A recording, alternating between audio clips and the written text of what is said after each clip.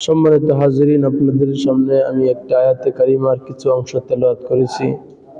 এই আয়াতের মধ্যে আল্লাহ তাআলা দুইটি গুণের কথা বলেছেন। পৃথিবীর মানুষ,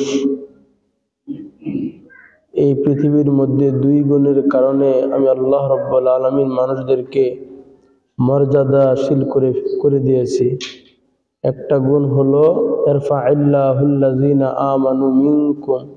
এক নম্বর হলো তোমাদের মধ্য থেকে আমি আল্লাহ পাক যাদেরকে ঈমানদার, ঈমান গ্রহণ করার মতো যোগ্যতা দিয়েছি এবং যারা ঈমান গ্রহণ করেছে, আল্লাহ পাক বলেন এই ঈমান গ্রহণ করার কারণে তোমরা আল্লাহ পাকের কাছে দামি হয়ে গেছো। সুবহানাল্লাহ, আল্লাহ পাকের কাছে দামি হয়ে গেছো।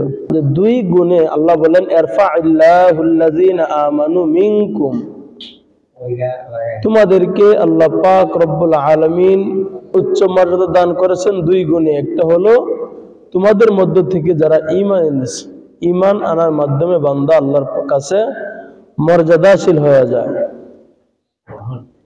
ঈমান ছাড়া কোনো মানুষ মর্যাদা উন্নতি হইতে পারে না।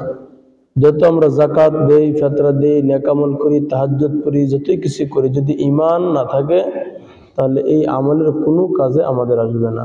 ঈমান যদি থাকে, এরপরে পাশে কোনো আমল থাকলে আমাদের আমলের মাধ্যমে মর্যাদা উচ্চ হবে, নিচু হবে। কেউ আমল বেশি করছে তার মর্যাদা উচ্চ হবে, কেউ আমল কম করছে তার মর্যাদা কম হবে জান্নাতে।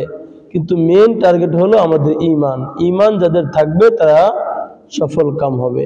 হাদিসের মধ্যে আল্লাহ নবী বলেন যে লা ইয়াখলুদু মিনান নার, ঈমানদার ওয়াল মুমিন লা ইয়াখলুদু মিনান নার, মুমিন কখনো জাহান্নামে যাবে না, জাহান্নামে থাকবে না মুমিন। মুমিন যারা ঈমান আনে, যাদের ভিতরে ঈমান আছে। আরেক হাদিসের মধ্যে আসছে, আল্লাহ নবী বলেন মান কানা ফি কলবিহি, যার ভিতরে থাকে ঈমান, কলবের ভিতরে খায়রুম মিন শা'রিন, যদি একটি জব পরিমাণও ঈমান থাকে, ছোট্ট সামান্য পরিমাণও কার ভিতরে ঈমান থাকে, লা ইয়াদখুলুল নার, লা ইয়াদখুলুন নার, আল্লাহ নবী বলেন সে জাহান্নামে যাবে না। সুবহানাল্লাহ বলেন না। মেইন টার্গেট হলো কি আমাদের ঈমান। ঈমানের মাধ্যমে বান্দা মর্যাদাশীল হয়ে যায়। ঈমান না থাকলে বান্দা মর্যাদাশীল হইতে পারবে না, আখিরাতে তার সম্মান হবে না।